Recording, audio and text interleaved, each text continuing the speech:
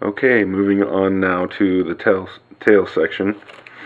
We're going to grab all these parts over here, but most of this that you'll see, like already factory assembled, already factory assembled, already factory assembled, this little section goes through how to assemble the tail, but straight out of the box, the whole tail is ready to go. It's nice and smooth, and it's already got all the thread lock and everything you need in it. Make sure you double check that it's got thread lock in there, just to be sure. But everything in mine was all set, ready to go. Same with all these little arms, levers, everything on this side. This was all done. So what we're going to do is move on to this part, and even on this part, on these little carbon fiber ends for the tail, these little flanged bearings are already installed. So those will be installed on the ends of these, and everything you need in the way of hardware will be here in bag number 9. So bag 9 will have all these little parts here, all of the hardware and the belt and everything you need. You want to get the pulley, obviously the tail, and this other little lever here for the tail control. And then we're going to start putting this together here. Put the little gear here in the back. We'll put this lever here, tail rotor shaft through this, with the belt, and then through this, and held on with all these socket head screws. And if you're going into metal, which you will be doing here, with these little spacers, you're going to use thread lock. So make sure you follow all these directions and have all the parts in the correct places to put the tail together. And it's pretty simple because most of it's already done for you with this aspect, and this is usually the harder part. So we'll get that done, and we'll show you that part when it's finished, and we'll start sliding the tail here through the boom and get that part figured out and ready. Okay, just for a quick tip for when you're building the tail, make sure you get this part done first. We're going to put this part together with the bell crank lever, all these screws, and all these little tail case spacers. After that, we'll move on and we'll make sure that this part is done. This is already done in the factory, and then move on to getting this part done and sliding this through, because you want to make sure that you have this part all ready to go before you start sliding all this through and assembling the whole thing. Okay, just to show you a quick update here of this part, we've got this side together with this little lever here. You can come through this side with these screws. Just put them in, you know, a little bit at a time. I did one and the other, backed them in until both of them were really tight, and make it look just like it looks in the picture. These little screws in here in these top holes, and we'll tighten those a little bit more later on when we get the other side on. So now we're just going to move on to running this shaft through here, run it through the pulley. See this little grub screw? Don't forget the grub screw. And that's going to go in this little indent here that's in the shaft. You'll see in the shaft there's a little indent. That grub screw is going to go through the pulley into the indent through here, and then we'll use these screws to put the whole thing together, and then we'll screw both sides. Okay, here we have the finished product of the tail case. We've threaded the tail shaft through. We have lined up the grub screw here with the indent that was on the shaft, and this is moving nice and smooth. We've put these screws on both sides and tightened them nice, and the belt is here in the middle. If you don't have the belt in there, you're just going to have to open it back up and do it again. Just going to make sure you've got the pulley in there. I didn't have a ball link on the bottom of this little lever, so maybe a ball link will pop up in one of these other bags. It looks like it was supposed to be factory assembled, but I don't know, we'll see. Hopefully one will pop up, or maybe I missed it, I don't know. Otherwise, I think I've got some extras lying around that will work. Now we'll have to start putting the tail boom together and get that all ready, and then we'll start threading the belt through and get ready to put this onto the frame. Okay, now on to the boom and getting this ready. We're going to pull out bag 10 and the boom and take a look here in the manual. We've got this little section A, B, and C, and for this section A we've got the description here, detail A, describing what we're doing here at the top. For B here, this gives a little detail on what we're doing here at B, and for C, a little bit of detail down here on what's going on that part. So for A, make sure these boom spacers are put on correctly. It says to enter them completely, center them in the holes, and then unscrew until they make contact with the walls, and then lock everything with adhesive. So I will figure out how that works, and then I will show you how it looks with the finished product. And I guess they want you to come in with some CA and put that on there when you're all finished. Looks like these little servo locks are already in place, so you just need to put all these little screws and spacers and the nylon lock nuts here on the end for the tip. Right here we have these little screws that are going into the center and the little linkage tail support. This is pretty simple. Read these notes and look at what they say. You want to probably thread through first, and then same with down here, detail C. Read it. They have these double-sided tapes and then these little tail locking assemblies. It looks like they're going on the inside here. And there's some more details here, but these parts are already factory assembled, so don't worry about this. So we'll get these little A, B, C parts done, and we'll come and show you the tail boom when it's finished and ready to go. Alright, for a second here we're going to talk about these little details that we're talking about here in detail A and detail B. Now that I've taken a look at it, what we're going to do here for detail A, these little parts, there's a little coupler screw here in the middle. We're going to use 3 of those. One of them goes in the middle, and then 2 of them are going to go towards the outside. What you want to do first is with these long sections right here, these little boom spacers, we're going to put those onto the little coupling screw here, tighten them, and then put it on the inside, and then we're going to unscrew it to where it lines up with the holes. Just keep unscrewing, and you'll basically do both sides, unscrew, unscrew, and line it up with the holes as you do that until it's tight against the holes, and make sure it's still lining up here. And then once it's tight on there, you want to put some CA glue here, some here, and some here, and then let that sit and dry for a little while. And then we're going to put these little screws in here with the spacers, and then we're going to get these nice and tight. Mine's still drying for now, but then we're going to go here into detail B. We're going to have a plastic little hook part here, and it has these little holes. What it actually recommends is that before you slide it through, just thread these on here, screw those onto the plastic so that you've got this little plastic part threaded, and then if those are threaded, when you put this through here and you actually line them up with the holes, it'll be much easier to screw them in once those plastic parts are threaded. So we're going to do that, put this on, and then move on to detail C here in just a second.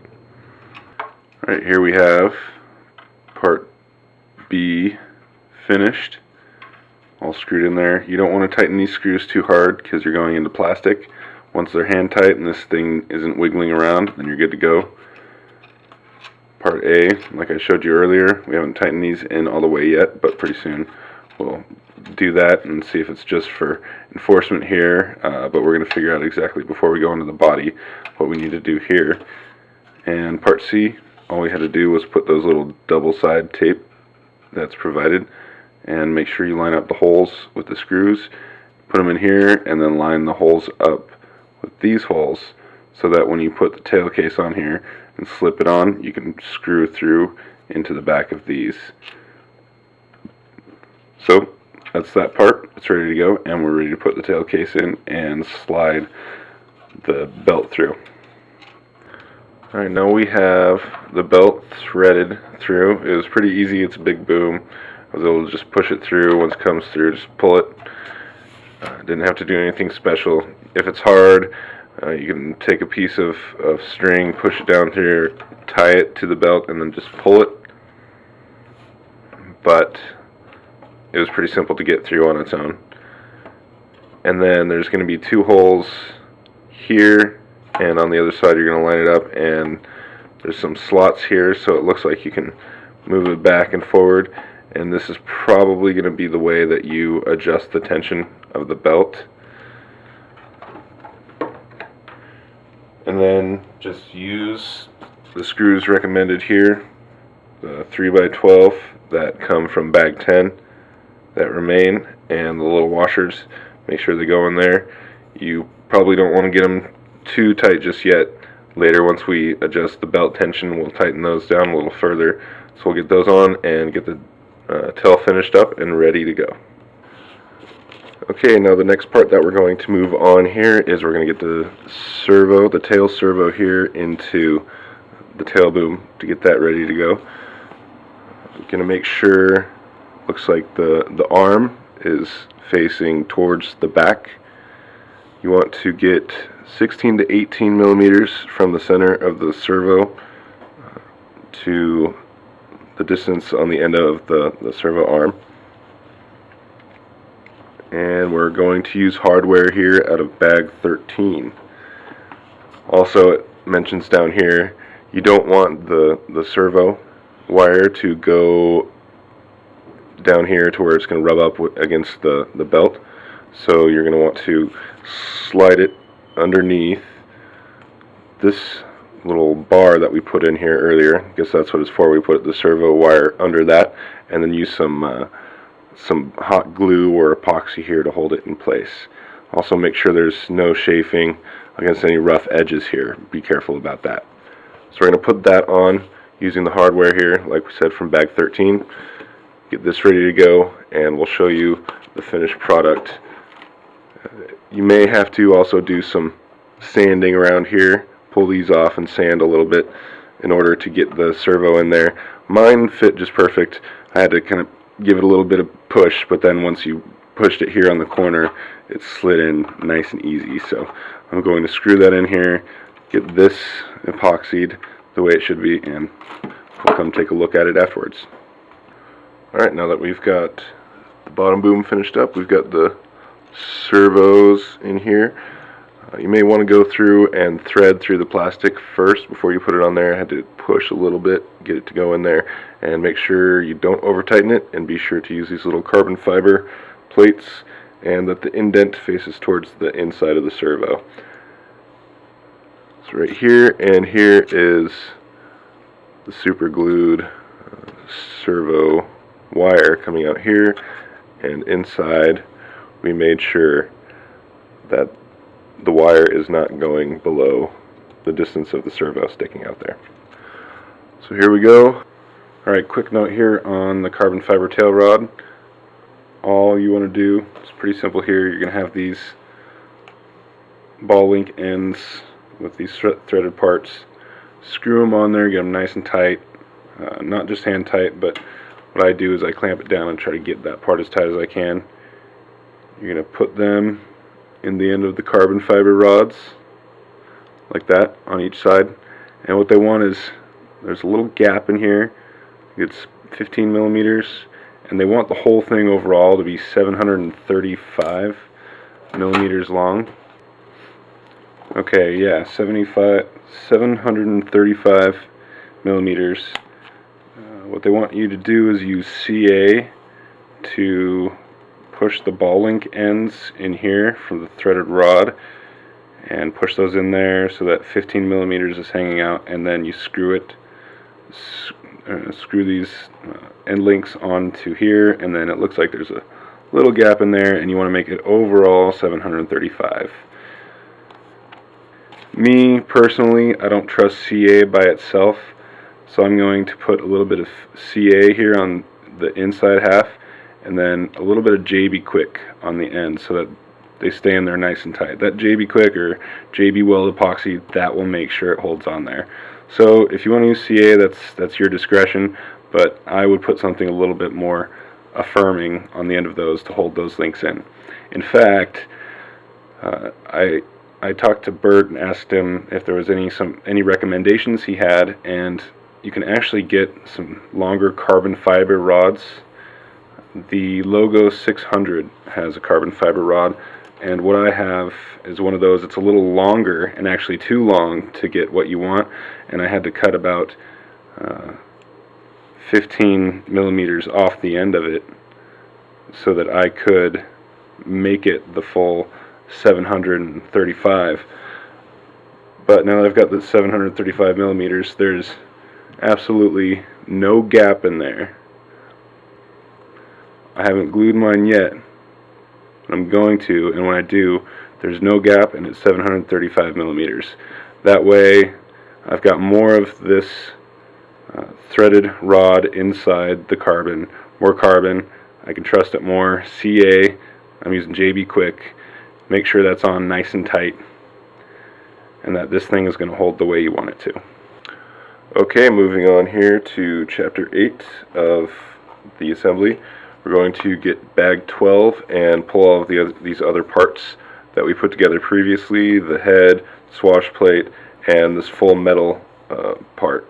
What we're going to do is put this metal piece, we're going to slide it here in the frame, line up, there it says SAB here on the back of it. That will line up with the window so you can see it, and then those holes will all line up here on the frame. And then we're going to use these socket head cap screws from the HC050 bag. It should all be here in bag 12.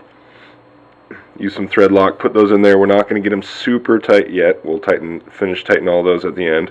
Make sure on the back that you use this canopy positioner on that rear hole, and then on the front three we're going to use just these regular 3x8. Then we're going to put the swash plate here on the main shaft, slide the head on there, line up the holes. There are holes that are parallel to the blade grips, and we're going to line that up with the hole here on the top of the main shaft. Put this huge socket head screw cap through there, and with the nylon lock nut here on the other side. And then there's also these two 3x12 millimeter screws. We're going to put those in there, and what we're going to try to do is make sure that these arms are going to go straight down onto the ball links on the inner part of the swash assembly. So we're going to get it nice and clean, follow all these parts. Remember to use thread lock when we're going metal into metal. Get your bag 12, your swash plate, this full metal piece, and your frame. So we're going to put this metal piece in first, then we'll put the swash plate on, then we'll put the head on, and we'll come take a look at that when it's all finished up. Alright, now we have the main part of the frame here put together. We put these two screws in here, this one here. This metal part, it wasn't in any of the bags, it was in one of the trays, and it comes with the other part, which are the canopy screws that are going to screw on there later. But those are in the tray, so if you're looking for those, check the tray. Make sure you put that one on the back. We've got the swash plate on here.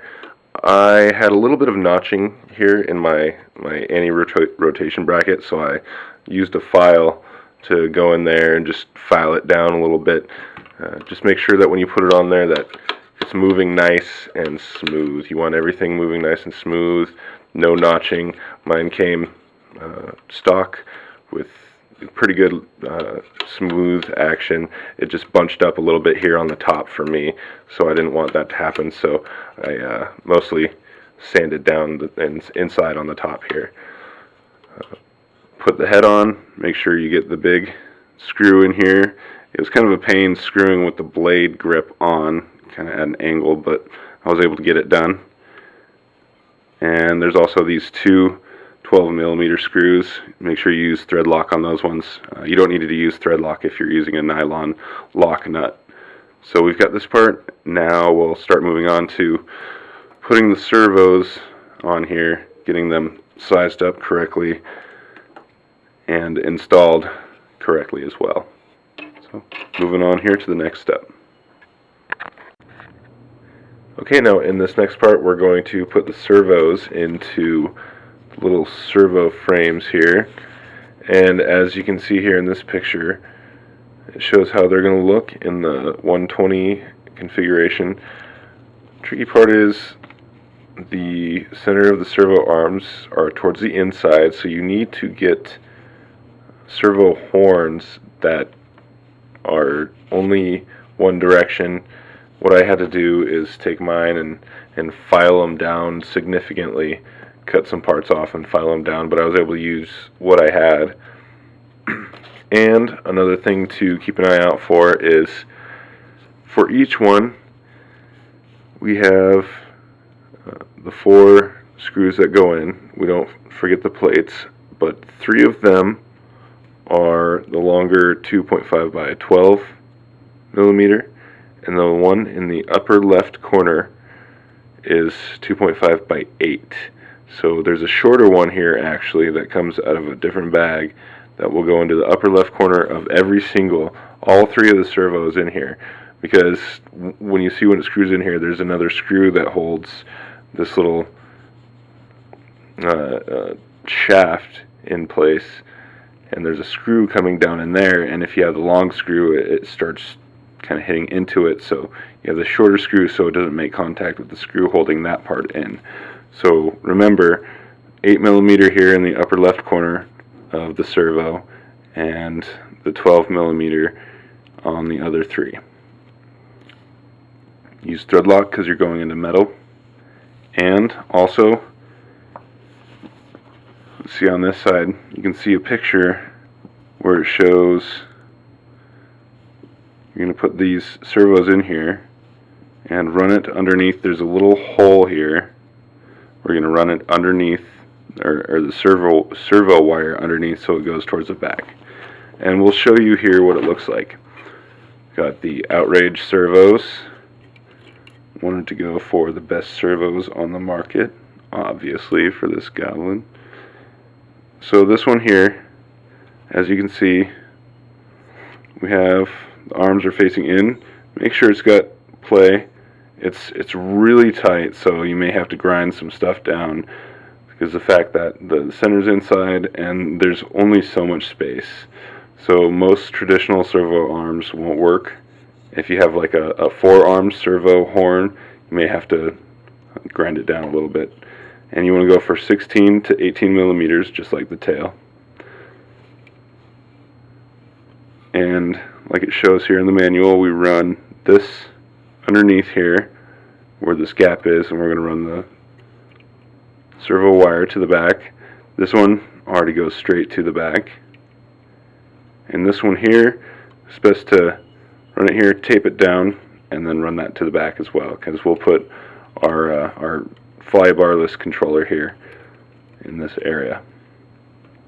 So that's the finished product. Make sure you get these tight.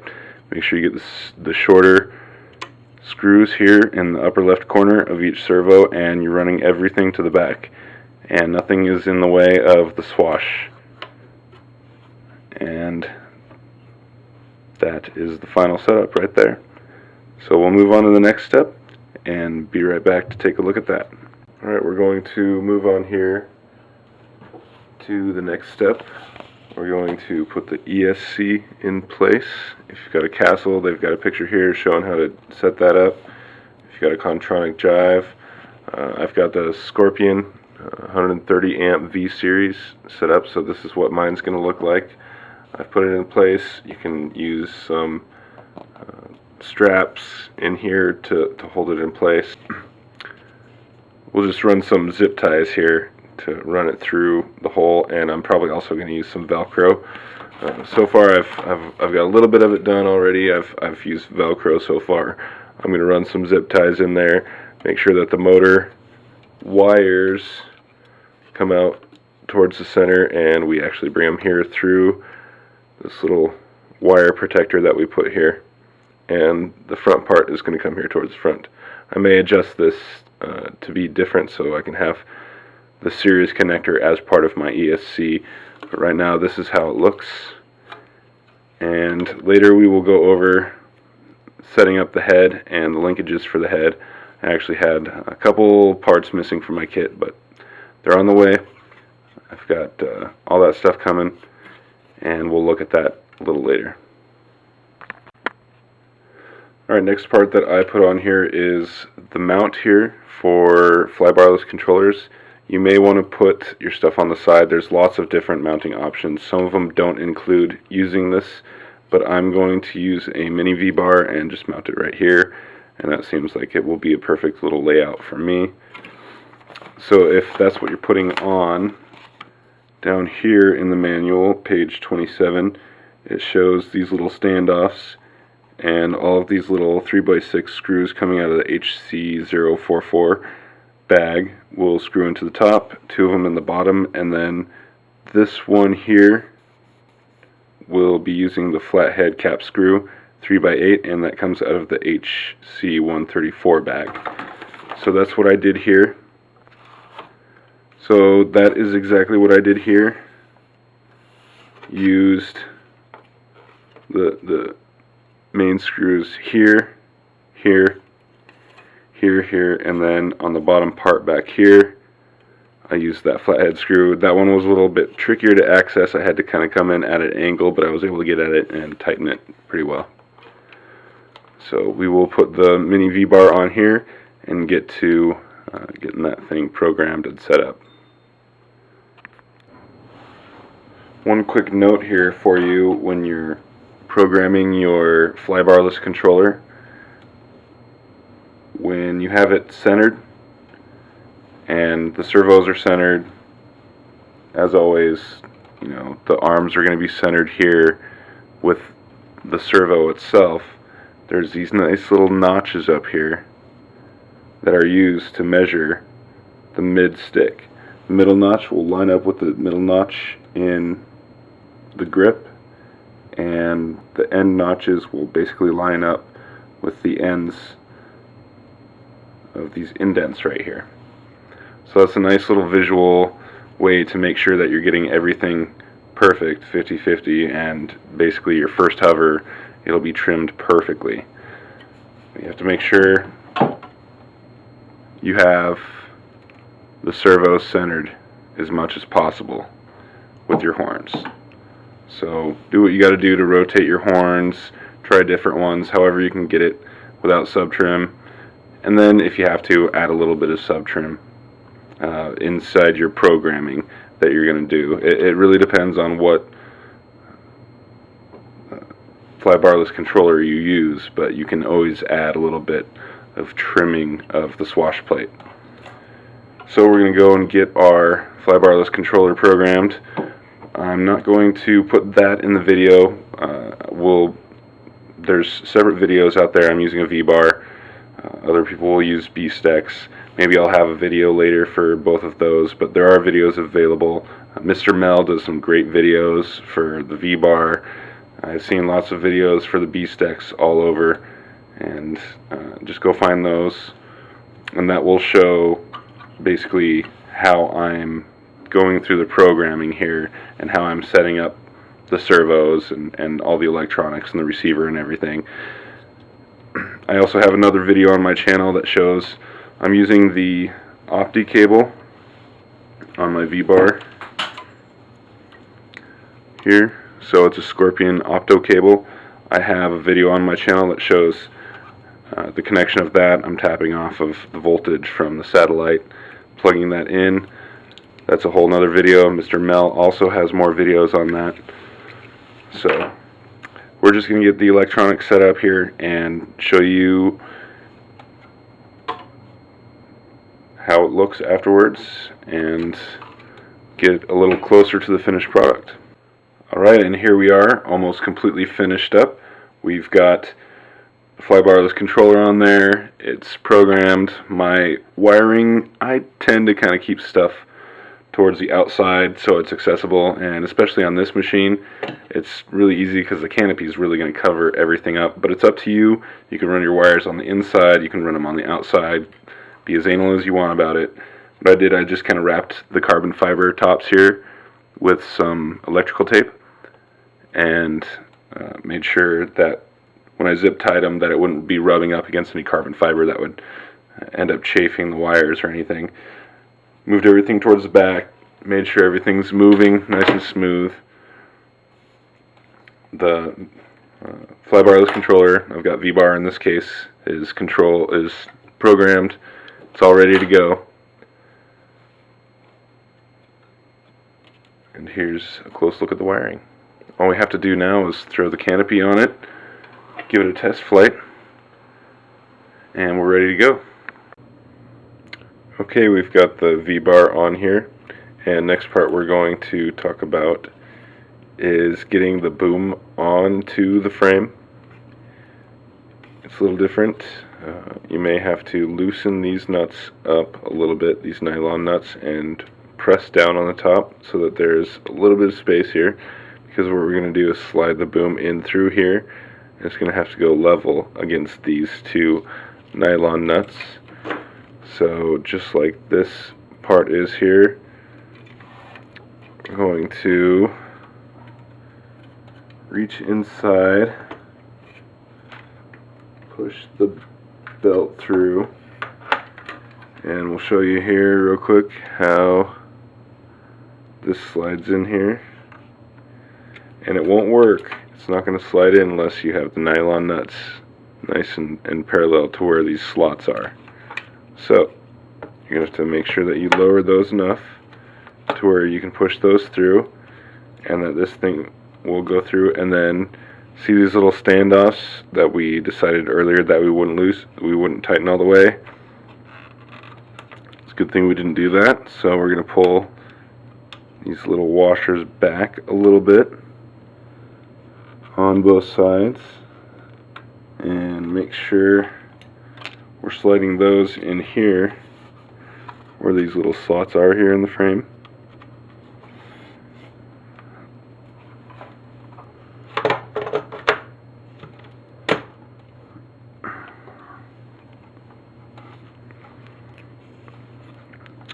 Okay, so here we are. We've got the tail boom basically in place where it's supposed to be.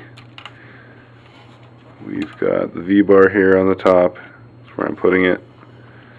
All the opto cables, we'll plug that stuff in. Slide these in here. It looks like we'll be tightening these little nylon nuts down. It's a little tricky to get inside. You might have to back these out, get the washers out, and then also making sure that these things are lined up so that you can slide this inside. But once you get in there, it's nice and solid.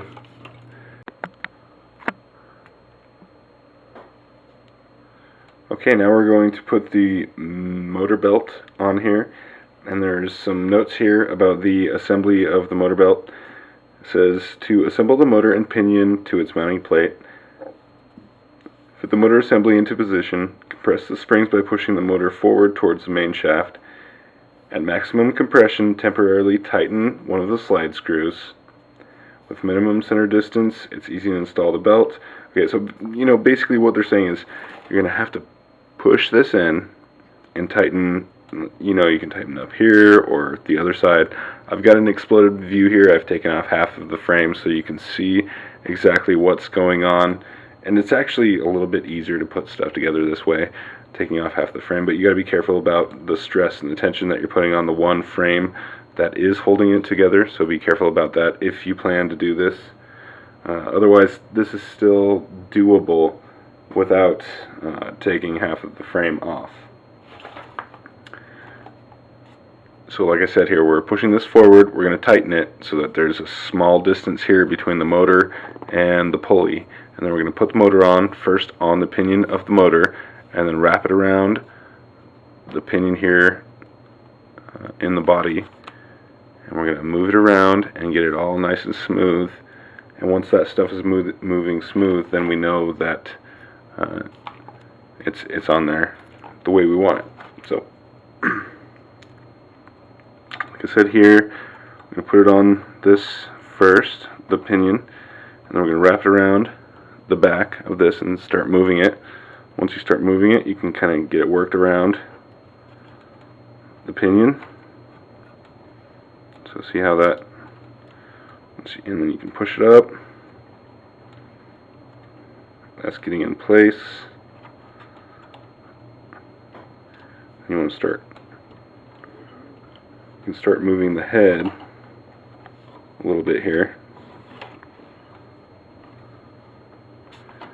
getting that worked in, and push that up as you get in there. And it's hard to show from the side view and spinning the head at the same time, but you want to spin the head a couple times, get the belt worked in just right. Make sure it's nice and smooth. And then once it's in there just right, remember the springs in there, that will have a certain amount of compression. We're going to loosen this all up, have like just a little bit of tension in here so that we can, just enough so that we can push in here a little bit, have a little bit of tension, and then screw. If you have both sides of the frames on, we'll screw in these 2 screws and then these 2 screws. Get those nice and tight and make sure that the tension isn't too tight, it's not too loose. You got to be able to push it in just a little bit. But in order to get it on, you're going to have to compress the whole thing, loosen it up. Just basically let the spring tension decide your overall belt tension. Push it on there, like loosen it up, and then once you loosen it up, you're going to tighten it a little bit. Make sure this is something you can compress a little bit, and then you're good to go on the tension of that belt. And after that, we will come and look at the correct placement of this belt tensioner and the tail belt. Okay, the next tip that they talk about here in the manual is for this bottom pulley, you want to, it's going to be a little tricky once it's inside the frame to try and hold this little nylon locking bolt in place when you have to screw this little hex bolt in. So what they recommend is to, before you even apply any of it, screw this screw in, screw it into the bolt, hold it in place, get it nice and tight, and then apply some thread lock here. I've already done mine, but some thread lock here into this space and this space, or some CA or something, so that you can, if you're metal on metal here, thread lock is the way to go. Put it in there, let it hold in place, let it cure, let it stay, so that basically your little hex locking bolt here is in place, and when you have to screw this little screw through it, then it's not so difficult, and you don't have to hold pliers and try to hold this in an awkward shape, and it will be really stressful trying to get that done without doing this step. So make sure you do that, tighten it, hold it in place, and then once it's dry and cured, pull this back out, this little hex bolt, put it on as it says in the manual, and we'll adjust the belt tension, and then we can tighten it after that. So it's pretty quick, pretty simple, and it'll save you a lot of frustration later on in the build.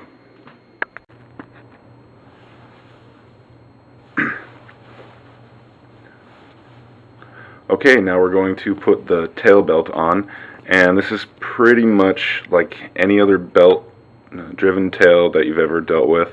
You want to make sure that it runs through straight. What you're going to do is actually turn it clockwise, a little 90-degree turn towards yourself. So you can see from the back here, from the front, you turn it 90 degrees clockwise, and to double check, when you turn the top, the main head clockwise, then the tail will turn counterclockwise. Make sure you don't have any extra twists in there. This is a huge boom, so there's no excuse to have any twists. You can see all the way down to the back and make sure that, when you pull the top, it's going the direction that you expect. So here we are. We've got this right here. The belt is, this is just straight down to the end of the boom. So we're going to take it, turn it clockwise 90 degrees and put it on here. The back is where we're going to set the tension here. If you don't have enough tension to make it work, then you probably have to loosen up this part here. And we're going to increase the tension by pushing this out and then tightening these screws. So that's what we're going to do now that we have the belt on. Push these out, get it tight, and then we will show you how to adjust this thing properly now that the belt is on. Okay, now that we have the belt on, we've kept the tail a little loose for now. We'll pretend that I've kept it loose. What we're going to do is, now we're going to back this screw out. So whatever direction this was facing previously, just make sure what it's going to do is kind of face out and to the front when you line up the holes. That's the way you want to get it set up. And line the hole up so that it's that way. And then we're going to put this little button head screw in here to hold it in place. Now that we've got that on there, so this is actually going to go, now that it's on, you're going to push it through, it's going to push against the belt, and you want to tighten the screws in the back, the belt tension, to where now this, it'll originally be in there a little bit. You want to pull it tight to where this is smooth with the frame, so that these two are about lined up. Extreme harder 3D might need a little bit more tension, but generally for most people's flying, it's going to be perfect just to be here, flush against the frame. And that is holding the tension on the belt just the way you want it. So do that, put it on here, it comes facing out towards the front, move it through, and then it will hold the tension on this side and tighten the screws in the back when this tensioner is flush against the frame. Pretty cool little concept. I like it. And then you ensure that you've got the right tension in your belt. So belt is on, it's moving great. If you need to see any videos about putting this belt on or how to set this up, there's another second reference on the SAB SAB Goblin website. Look on there, a couple cool videos that somebody made, and they also come with a nice little acoustic version of Day Tripper. So it's all visual, no words or anything, and explain, and it really does show how to put this and this on correctly. Not that I haven't done that. Okay, now we're going to take a look at how we're going to prepare this beautiful canopy to get it ready so that it doesn't rub up against the frame and that it's put on perfectly the way it should be. What we have here is this bag HA006. There's some of this foam lining, and what you want to do is on the bottom here we're going to line this up here and up here with that foam lining. And then we've got these little cap ends with some little rubber grommets that we're going to put on those just to get that ready and prepared.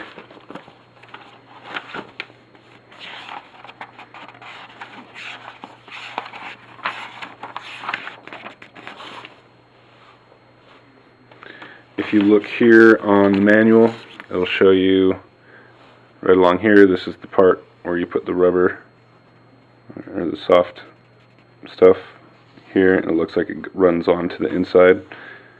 When you mount it, you're going to want to make sure that the bottom part here is clasped in here in between the skids, and that it's on nice and firm, and then you're going to use these little screws to hold it on all together. So we will get that together and show you what it looks like here in just a minute. And putting the canopy on is pretty much a snap. And here we go with the finished product. We've got the inside lined. It's pretty simple, nice and sticky, just run along here to the end. I just took what they provided, folded it in half, cut it exactly in half, and it goes right up to where it needs to go. Apparently not a problem in here. And then these little guys, just put those little plastic ends on there when you use it, And don't lose these. You can put them onto the helicopter right now, or put the canopy on, but make sure you don't lose these. Okay, now before we throw the canopy on, one thing we're going to talk about just real quick is installing the batteries. Really simple. Just slide them in there. They slide into the frame nice and smooth. Make sure that there's plenty of clearance, that it's not hitting the motor or any of the pulleys. And when you slide them in here, there's a couple spots here. You can see all these little indentations. There's these ones here and then the ones at the bottom. What we're going to do is use the supplied, these hard rubber bands here. On one side, we're going to connect them here to this side, push them up in here, and then wrap it over. See, I didn't tighten it on this one, but we're going to wrap it over, and then on the opposite side, we're going to clamp it on to the bottom. So one side here on the frame, other side on the bottom. These are pretty strong, and once you got those on, it holds the batteries on there pretty tight.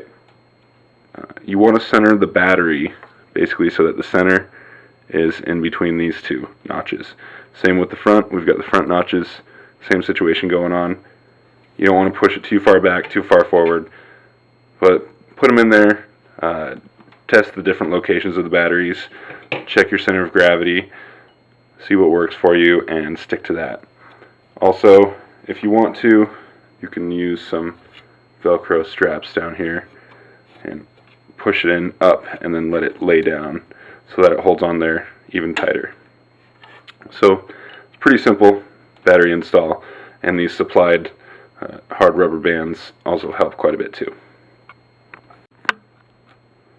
Alright, and here it is with the canopy on the helicopter. Everything's very nice and flush. You want to make sure underneath that you go under this little gap here between the skids and the frame on both sides, and then when you push it back, the hole should line up perfectly. Don't force anything. You don't want to crack anything. If you see something being obstructed, then figure out what that is. This should fit on nice and smooth, and these little locking nuts hold it on perfectly. And it's on nice and solid. We have everything on here and ready to go except for the blades, and we'll show you that here in a second.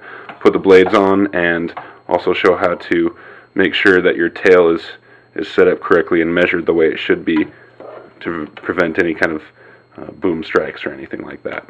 So let's go take a look at the finished product. Okay, just one final note on the SAB Goblin helicopter. If you got one of the first kits, be sure to check your clearance here.